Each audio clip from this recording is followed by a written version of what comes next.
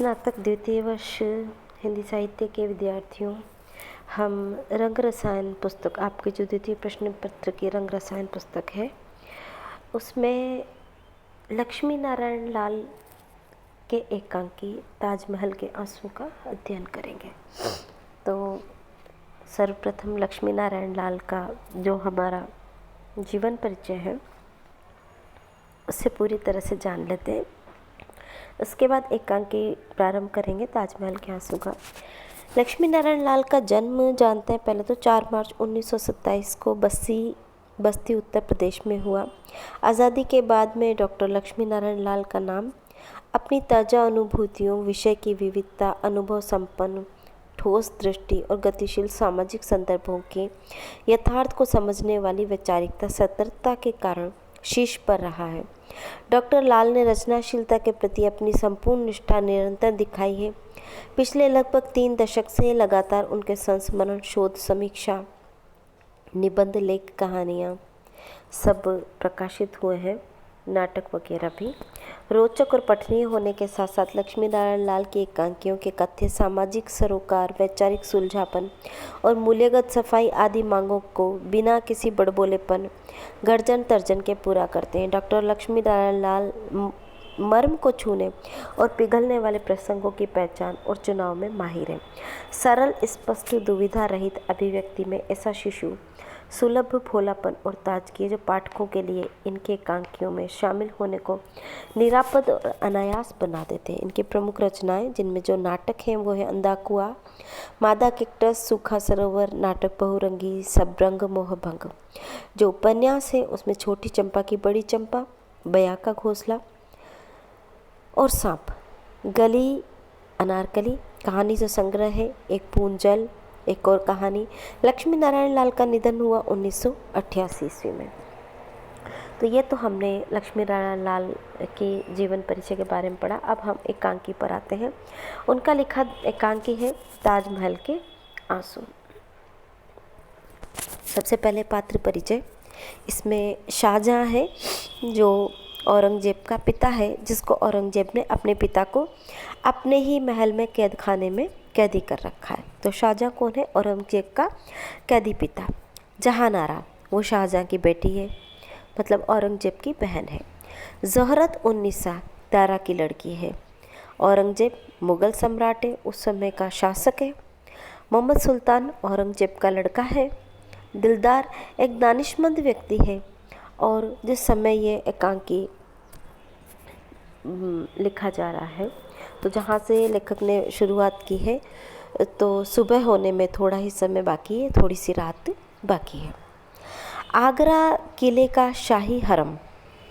हरम किसे कहते हैं? सबसे पहले हम ये जान लें। हरम होता है मुस्लिम्स जो लोग थे उनमें एक बहुत बड़ा अलग से घर की तरह का बना हुआ स्थान होता है जिसमें मात्र स्त्रियां रहती हैं। उसको हरम कहा जाता है। उसमें सिर्फ स्त्रियां रहती हैं। उसमें किसी पुरुष को जाने की इजाज़त नहीं होती है। तो रंग रसायन में हम जिस उपन्यास को अभी तक हम पढ़ चुके हैं, लक्ष्मी नारायण लाल का जीवन परिचय, और अब हम जो उपन्यास एकांकी जो हम ले रहे हैं वो है ताजमहल के आंसू, जिसमें आगरे का किला है और शाही हरम में शाहजहां अपने कमरे में पलंग पर लेटा है। सिर्फ उस हरम में स्त्रियां रहती है, जो रानियां रहती हैं वहाँ की, वो रहती है। उन रानियों के पास में दासियां आती हैं या फिर सिर्फ राजा को आने की वहाँ पर इजाज़त है। सिरहाने की तरफ 2 तरफ शमादानों पर रोशनी हो रही है। बाईं ओर की दीवार में संगमरमर की जालियों से बनी हुई एक खूबसूरत खिड़की, जिससे यमुना और ताजमहल दोनों भली भांति दिखाई देते हैं। दाईं ओर की दीवार में आतिशदान पर मुमताज़ की खूबसूरत तस्वीर रखी हुई है।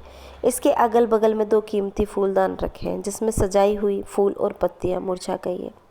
दाईं ओर कुछ किनारे पर एक खुला हुआ दरवाज़ा, जिस पर सफ़ेद पर्दा झूल रहा है। यह दरवाज़ा उस कमरे में खुला है जहाँ जहानारा ज़ोहरत सो रही है। पायदाने का दरवाज़ा बाहर खुलता है, जिस पर एक स्याह रंग का पर्दा पड़ा है। पर्दा उठने पर शाहजहां अपने पलंग पर अस्त व्यस्त सोया मिलता है। बाल बिखरे हैं, दाढ़ी बेपरवाही से बढ़ गई है, मुंह मुरझाया हुआ है। सिरहाने कीमती कॉटन का तकिया है जिसके चारों ओर जरी के काम की हल्की पट्टियां हैं। शाहजहां सफ़ेद रेशम का लंबा कुर्ता पहने हैं, नीचे चुस्त मुगली पायजामा है। शाहजहां दाई करवट लेता हुआ मानो कुछ अपने दामन में बुरी तरह से छिपाए हुए पड़ा है। पृष्ठभूमि में किले का आखिरी रात का गज़र बजता है और उसके बाद ही कोई ऊंची आवाज़ में कहता है, ओ खुदाइस्त ताला मालुकल मुल्की कदीम।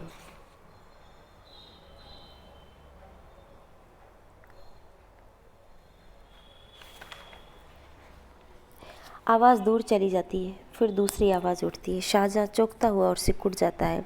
फिर दूसरी आवाज़ बहुत नज़दीक से उठती है, जैसे कोई फजर की नमाज पढ़ता है। शाहजहां किले में कैद है। उसके पुत्र औरंगजेब ने उसको कैद कर रखा है। संवाद प्रारंभ होते यहाँ से। शाहजहां कहता है, एकाएक चौंक कर जागता है, आधा उठकर आश्चर्य से देखता है। ओ खुदाए ताला, फजर की नमाज। बैठकर प्रसन्नता से ओह मुमताज़, मुमताज़ की आवाज़। इधर उधर देखता हुआ पागल सा, लेकिन मेरी मुमताज़ कहाँ छिप गई? कहाँ है तू? खिड़की से बाहर देखकर आह, खौफनाक सुबह। पीड़ा से पुकार कर मुमताज़, अर्जुमंद बानू, बानू मुमताज़। जहाँ आरा बगल के कमरे से घबरा कर दौड़ती हुई, अब्बा अब्बा जान, कमरे में प्रवेश कर। अब्बा जान क्या हो गया आपको?